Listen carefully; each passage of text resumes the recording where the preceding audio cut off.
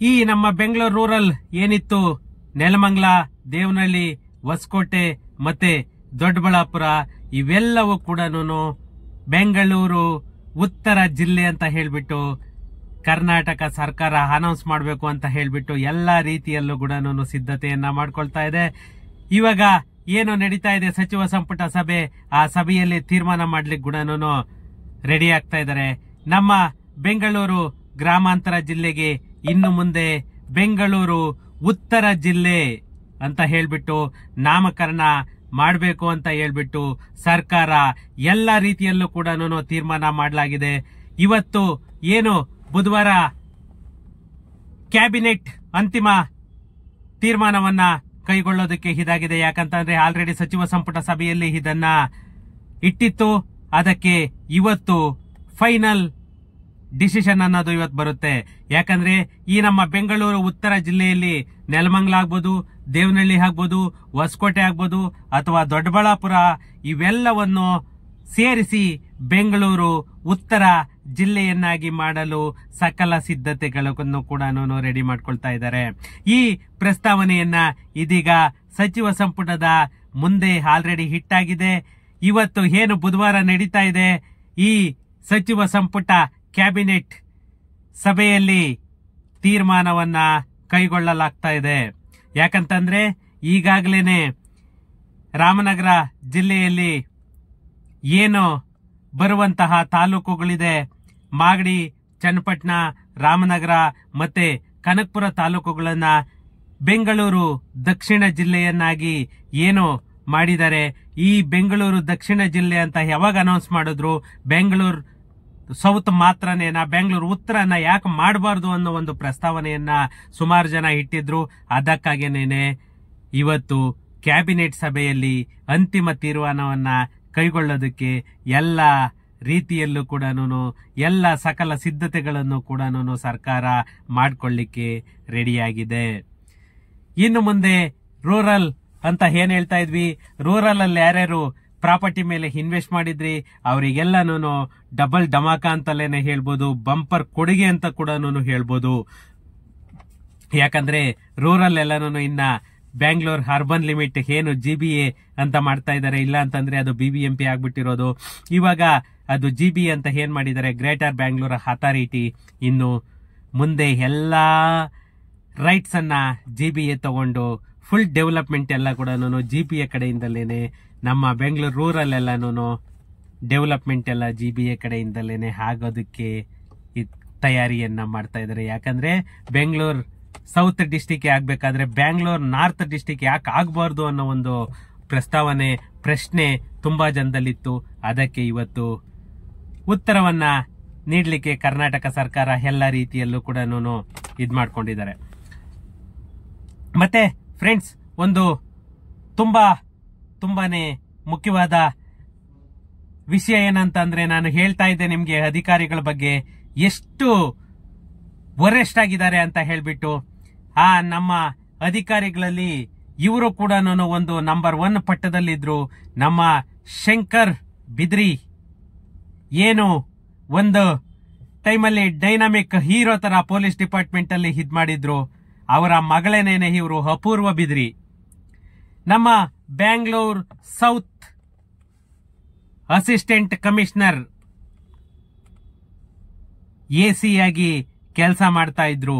ಇವರೇನು ಜಾಸ್ತಿ ದಿನನೂ ಆಗಿರಲಿಲ್ಲ. ಇದಕ್ಕಿಂತ ಮುಂಚೆ ರಜನಿಕಾಂತ್ ಅಂತ ಇದ್ರು. ಅವರು ಕೂಡ ಸುಮಾರು ಹಗರಣಗಳಲ್ಲಿ ಇದಾಗಿ ಅವರು ಕೂಡ ಹೋದ್ರು. ಇವಾಗ ನಮ್ಮ ಬೆಂಗಳೂರು ದಕ್ಷಿಣ ಉಪವಿಭಾಗದ ಉಪವಿಭಾಗಾಧಿಕಾರಿ ಅಪೂರ್ವ ಬಿದ್ರಿ ಅವರು ನ್ಯಾಯಿಕ ಪ್ರಕರಣಗಳ ವಿಲೇವಾರಿಯಲ್ಲಿ ದೋಷಪೂರಿತ ಆದೇಶಗಳನ್ನು ಹೊರಡಿಸಿದ ಆರೋಪದ ಮೇಲೆ ಕ್ರಿಮಿನಲ್ ಪ್ರಕರಣ ದಾಖಲಿಸಲಾಗಿದೆ. ಈ ಹಿನ್ನೆಲೆಯಲ್ಲಿ ಪ್ರಾದೇಶಿಕ ಆಯುಕ್ತರು ಜಿಲ್ಲಾಧಿಕಾರಿಗಳಿಗೆ ಅಪೂರ್ವ ಬಿದರಿ ವಿರುದ್ಧ FIR ದಾಖಲಿಸಿ ಶಿಸ್ತು ಕ್ರಮ ಜರುಗಿಸುವಂತೆ ಮಾನ್ಯ ಜಿಲ್ಲಾಧಿಕಾರಿ ನಮ್ಮ DC ಜಗದೀಶ್ ಅವರಿಗೆ ಪತ್ರವನ್ನ ಬರೆದು ಆದೇಶವನ್ನ ಹೊರಡಿಸಿದ್ದಾರೆ. ಸರ್ಕಾರವು ಈ ಪ್ರಸ್ತಾವನೆಯನ್ನ ಪರಿಶೀಲಿಸಿ FIR ದಾಖಲಿಸಲು ನಿರ್ದೇಶನವನ್ನ ಹೊರಡಿಸಿದೆ.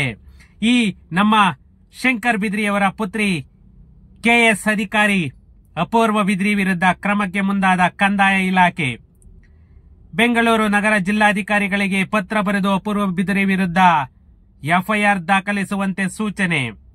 ಬೆಂಗಳೂರು ನಗರ ಉಪವಿಭಾಗಾಧಿಕಾರಿಯಾಗಿರುವ ಅಪೂರ್ವ ಬಿದ್ರಿ ವಿರುದ್ಧ ಕರ್ತವ್ಯ ಲೋಪದ ಆರೋಪ ಎತ್ತಿ ಹಿಡಿದಿದ್ದಾರೆ ಜನ. ಯಾಕಂತಂದ್ರೆ ಬರೀ ಹಗರಣ ಇನ್ನೂ ನೆನ್ನೆ ಇಲ್ದ ಮೊನ್ನೆ ಬಂದ್ರು.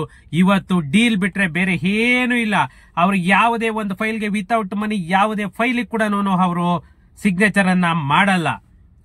ಆತರ ನಮ್ಮ ಬ್ಯಾಂಗ್ಳೂರ್ ದಕ್ಷಿಣ ಜಿಲ್ಲೆ ಉಪವಿಭಾಗಾಧಿಕಾರಿ ಅಪೂರ್ವ ಬಿದ್ರಿ ಏನಿದ್ದಾರೆ ಅವರ ವಿರುದ್ಧ ಎಫ್ಐಆರ್ ಅನ್ನ ದಾಖಲಿಸುವಂತೆ ನಮ್ಮ ಡಿಸಿ ಜಗದೀಶ್ ಸಾಹೇಬರಿಗೆ ಪತ್ರವನ್ನು ಕೂಡ ಬರೆದಿದ್ದಾರೆ. ಮತ್ತೆ ಆದೇಶವನ್ನು ಕೂಡ ಮಾಡಿದ್ದಾರೆ. ಆ ಆದೇಶದ ಕಾಪಿ ಕೂಡ ನಾನು ಹಾಕ್ತಾ ಇದ್ದೀನಿ ನೋಡಿ. ಈ ಬಗ್ಗೆ ನಮ್ಮ ಪ್ರಾದೇಶಿಕ ಆಯುಕ್ತರ ಕಚೇರಿಯಿಂದ ಬೆಂಗಳೂರು ನಗರ ಜಿಲ್ಲಾಧಿಕಾರಿಗೆ ಜೂನ್ 30ರಂದು ಪತ್ರ ಬರೆಯಲಾಗಿದ್ದು, ಅಪೂರ್ವ ಬಿದ್ರಿ ವಿರುದ್ಧ ಎಫ್ಐಆರ್ ದಾಖಲಿಸಿ ತುರ್ತಾಗಿ ಅನುಪಾಲನಾ ವರದಿ ಸಲ್ಲಿಸುವಂತೆ ಸೂಚಿಸಲಾಗಿದೆ. ಈ ಕೆಎಸ್ ಅಧಿಕಾರಿಯಾದಂತಹ ನಮ್ಮ ಅಪೂರ್ವ ಬಿದ್ರಿ ಅವರು ಬೆಂಗಳೂರು ದಕ್ಷಿಣ ಉಪವಿಭಾಗದ ಉಪವಿಭಾಗಾಧಿಕಾರಿಯಾಗಿ ಅಧಿಕಾರ ವಹಿಸಿಕೊಂಡ ದಿನದಿಂದ ಈವರೆಗೆ ಹೊರಡಿಸಿರುವಂತಹ ಯಾವ್ಯಾವುದು ಆದೇಶ ಆರ್ಡರ್ ಮಾಡಿದರೆ ಎಲ್ಲ ಪ್ರಕರಣಗಳನ್ನ ಪರಿಶೀಲನೆ ಮಾಡೋದಕ್ಕೆ ಒಂದು ತಂಡವನ್ನೇ ರಚನೆ ಮಾಡಿತ್ತು. ಯಾಕಂತಂದ್ರೆ ಇದು ಕೃಷ್ಣ ಬೈರೇಗೌಡರು ಇದೊಂದನ್ನ ಇದ್ರಾಗ ತಗೊಂಡಿದ್ದಾರೆ. ಇವಾಗ ನೆಕ್ಸ್ಟ್ ಫರ್ದರ್ ಇರೋದು ಬಂದ್ಬಿಟ್ಟು ನಮ್ಮ ಬ್ಯಾಂಗ್ಳೂರ್ ನಾರ್ತ್ ಎಸಿ ಪ್ರಮೋದ್ ಪಾಟೀಲ್ ಅವ್ರದೇನೇನೆ ನೆಕ್ಸ್ಟ್ ಟಾರ್ಗೆಟ್ ಇರೋದು. ಯಾಕಂತಂದ್ರೆ ನಾವೆಲ್ಲ ಹೇಳ್ತಾನೆ ಇದ್ವಿ, ಅವ್ರಿಗೆ ಯಾರು ಕೂಡ ಮೈಂಡ್ಗೆ ಹಾಕೊಂಡಿರಲಿಲ್ಲ. ನೀವೇನಾದ್ರೂ ಹೇಳ್ಕೊಳ್ಳಿ, ನೀವೇನಾದ್ರೂ ಮಾಡ್ಕೊಳ್ಳಿ, ನಾವು ಮಾಡೋ ಕೆಲಸ ಮಾಡೇ ಮಾಡ್ತೀವಿ ಅಂತ ಹೇಳ್ಬಿಟ್ಟು ಫಸ್ಟ್ ಈ ಎಸಿಗಳಾಗಬೇಕು. ನೆಕ್ಸ್ಟ್ ಅಲ್ಲಿ ಏನಿದ್ದಾರೆ ಕೇಸ್ ವರ್ಕರು ಅವರು ಕೂಡ ಒಬ್ಬೊಬ್ಬರದು ಜನ್ಮನ್ನ ಜಾಲಾಡೋದಕ್ಕೆ ಅಂತಲೇನೆ ನಮ್ಮ ಕಂದಾಯ ಇಲಾಖೆ ಇವಾಗ ಮುನ್ನುಗ್ಗಿದೆ. ಯಾಕಂತಂದ್ರೆ ಇದು ಆಗ್ಬೇಕು. ಅಲ್ಲಿ ಬಡವರು ಬರ್ತಾರೆ, ಬಗ್ಗರು ಬರ್ತಾರೆ, ಅವರು ಎಲ್ಲರಿಗೂ ಒಬ್ಬ ಸೀನಿಯರ್ ಸಿಟಿಸನ್ ಬಂದ್ರು ಕೂಡ 25,000-30,000 ಲಂಚ ತಗೊಳ್ತಾರೆ. ಪಾಪ ಸೀನಿಯರ್ ಸಿಟಿಸನ್ಸ್ ಹತ್ರ ಏನಿರುತ್ತೆ? ಒಂದು ಕೇಸ್ ಫೈಲ್ ಮಾಡ್ಬೇಕಂದ್ರೂ ಕೂಡ ಅವ್ರು 25,000-30,000 ಕೇಳ್ತಾರೆ, 50,000 ಕೇಳ್ತಾರೆ. ಇಂತಹ ಕಾಲ ಇದು. ಯಾಕಂದ್ರೆ ಅಲ್ಲೊಬ್ಬ ಕೇಸ್ ವರ್ಕರ್ ಇರಬೇಕು ಅಂತಂದ್ರೆ ಆ ಕೇಸ್ ವರ್ಕರಿಗೆ ಕಾಮನ್ ನಾಲೆಡ್ಜು ಇರಲ್ಲ. ಆದ್ರೂ ಕೂಡ ದುಡ್ಡು ಮಾತ್ರ ಲಕ್ಷಗಳ ಗಟ್ಲೆನೆ ಮಾತಾಡೋದು. ಯಾರು ಕೂಡ 1000 ಲೆಕ್ಕದಲ್ಲಿ ಯಾರು ಕೂಡ ಮಾತಾಡಲ್ಲ. ಅವರು ಯಾವುದೇ ನೀವು ಒಂದು ಫೈಲ್ ತಗೊಂಡೋಗಿ ಅಲ್ಲಿ ವ್ಯಾಲ್ಯೂ ಎಷ್ಟಿದೆ ಗೊತ್ತೇನ್ರಿ, ಮಾರ್ಕೆಟ್ ವ್ಯಾಲ್ಯೂ ಎಷ್ಟಿದೆ ಗೊತ್ತೇನ್ರಿ, ಅಷ್ಟು ಕೋಟಿ ಇದೆ ಗೊತ್ತೇನ್ರಿ, ಈ ರೇಂಜ್ ಅಲ್ಲಿ ಅವರು ಮಾತಾಡೋದು. ನೀವು ಯಾರೇ ಹೋಗಿ ಅಲ್ಲಿ ಒಂದು ಕೇಸ್ ಫೈಲ್ ನಂಬರ್ ಹೇಳ್ಬೇಕು, ಒಂದು ಡೇಟ್ ಹೇಳ್ಬೇಕು, ಯಾವ ಡೇಟಿಗೆ ನಮ್ಮದು ಕೇಸ್ ಇದೆ ಅಂದ್ರೂ ಕೂಡ ದುಡ್ಡು ಕೊಡಬೇಕು. ಇಂತಹ ಪರಿಸ್ಥಿತಿಗೆ ಈ ನಮ್ಮ ಕರ್ನಾಟಕ ಸರ್ಕಾರ ಈ ನಮ್ಮ ಕಂದಾಯ ಇಲಾಖೆಯನ್ನ ತಂದೊಡ್ಡಿದೆ. ಯಾಕಂತಂದ್ರೆ ಯಾವುದೇ ಒಬ್ಬ ಅಧಿಕಾರಿ ವಿರುದ್ಧ ಶಿಸ್ತಿನ ಕ್ರಮವನ್ನ ಜರುಗಿಸಿದಾಗ ಮಾತ್ರನೇನೆ ಇದೆಲ್ಲದಕ್ಕೂ ಒಂದು ಪೊಲೀಸ್ ಸ್ಟಾಪ್ ಅನ್ನ ಇಡೋದು. ಇವಾಗ ಈ ನಮ್ಮ ಅಪೂರ್ವ ಬಿದ್ರಿ ಅವ್ರದ್ದು ಕೂಡ ಅವ್ರಿಗೆ ಏನು ಆರ್ಡರ್ಗಳು ಮಾಡಿದ್ದಾರೆ ಆ ಆರ್ಡರ್ಗಳು ಎಲ್ಲವನ್ನು ಕೂಡ ಒಂದ್ಸಾರಿ ಪರಿಶೀಲನೆ ಮಾಡಬೇಕು ಅಂತ ಹೇಳ್ಬಿಟ್ಟು ಒಂದು ತಂಡವನ್ನ ರಚನೆ ಮಾಡಿತ್ತು. ಈ ತಂಡದ ಪರಿಶೀಲನೆಯಲ್ಲಿ ಅಪೂರ್ವ ಬಿದ್ರಿ ಅವರು 53 ಆರ್ಡರ್ಗಳನ್ನ ಮಾಡಿದ್ದಾರೆ. ಅವರು ಬಂದಾದ್ಮೇಲೆ ಇನ್ನು ವರ್ಷ ಆಗಿಲ್ಲ, 53 ಆರ್ಡರ್ಗಳನ್ನ ಮಾಡಿ ಆ ಆರ್ಡರ್ಗಳನ್ನ ಗಂಭೀರ ಕರ್ತವ್ಯ ಲೋಪ ಏನು ಎಸಗಿದ್ದಾರೆ ಅಂತ ಕಂಡು ಬಂತು. ಅವಾಗೇನೆ ನಮ್ಮ ಕರ್ನಾಟಕ ಸರ್ಕಾರ ಕಂದಾಯ ಇಲಾಖೆ ನಮ್ಮ ಡಿಸಿ ಜಗದೀಶ್ ಸಾಹೇಬ್ರಿಗೆ ಬರೆದಿದ್ದಾರೆ ಲೆಟರ್ ಅನ್ನ, ಮತ್ತೆ ಆದೇಶವನ್ನು ಕೂಡ ಹೊರಡಿಸಿದೆ. ಆ ಆದೇಶದ ಕಾಪಿ ಕೂಡ ನಾನು ಹಾಕ್ತಾ ಇದ್ದೀನಿ, ನೋಡ್ಕೊಳ್ಳಿ. ಈ ಹಿನ್ನೆಲೆಯಲ್ಲಿ ಅಪೂರ್ವ ಬಿದ್ರಿ ವಿರುದ್ಧ ಕರ್ನಾಟಕ ಭೂ ಕಂದಾಯ ನಿಯಮ 1964 ಸೆಕ್ಷನ್ 35 ಮತ್ತೆ ಭಾರತೀಯ ನ್ಯಾಯ ಸಂಹಿತೆ ಸೆಕ್ಷನ್ 257 ಅಡಿ ಶಿಸ್ತು ಕ್ರಮಕ್ಕೆ ಪ್ರಸ್ತಾವನೆಯನ್ನ ಸರ್ಕಾರ ಸಲ್ಲಿಸಲಾಗಿತ್ತು. ಸರ್ಕಾರ ಈ ಪ್ರಸ್ತಾವನೆಯನ್ನ ಪರಿಶೀಲಿಸಿದ್ದು ಅಪೂರ್ವ ಬಿದ್ರಿ ವಿರುದ್ಧ ಎಫ್ಐಆರ್ ದಾಖಲಿಸಲು ನಿರ್ದೇಶನವನ್ನ ನೀಡಲಾಗಿದೆ.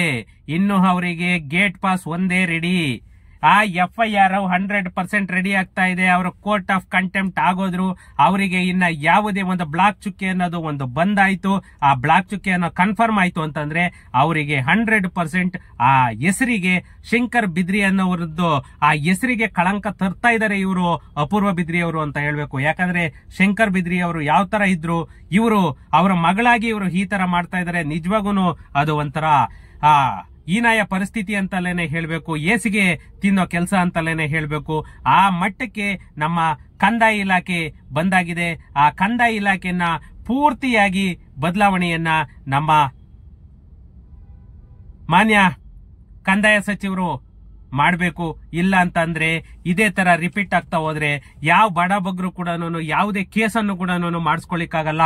ಬಲ್ಲಿದ ಏನಿದಾನೆ ದುಡ್ಡಲ್ಲಿ ಯಾರಿರ್ತಾರೆ ಅವ್ರು ಮಾತ್ರನೇನೆ ಕೇಸನ್ನ ಇವ್ರಿಗೆ ದುಡ್ಡು ಕೊಟ್ಬಿಟ್ಟು ಅವ್ರ ಪರವಾಗಿ ಕೇಸನ್ನ ಮಾಡ್ಕೊಂಡು ಹೋಗ್ತಾರೆ.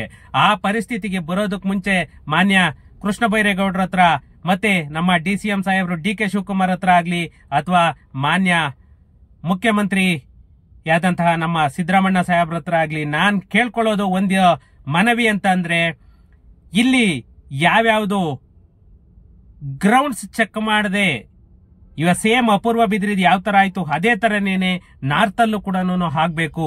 ಯಾಕಂದ್ರೆ ಇವರು ಯಾವುದೇ ತರ ಗ್ರೌಂಡ್ಸ್ ಅನ್ನ ಚೆಕ್ ಮಾಡಲ್ಲ, ಯಾವುದೇ ತರ ಲಾಯರ್ ಹತ್ರ ಲೀಗಲ್ ಅನ್ನ ತಗೊಳ್ಳಲ್ಲ. ಇವರು ಅವ್ರಿಗೆ ಇಷ್ಟ ಬಂದಂತಾಗೆ ಅಲ್ಲಿ ಕಂಪ್ಯೂಟರ್ ಟೈಪಿಸ್ಟ್ ಏನಿದೆ ಆ ಟೈಪಿಸ್ಟ್ ಹತ್ರನೇನೆ ಟೈಪ್ ಮಾಡಿಸ್ತಾರೆ.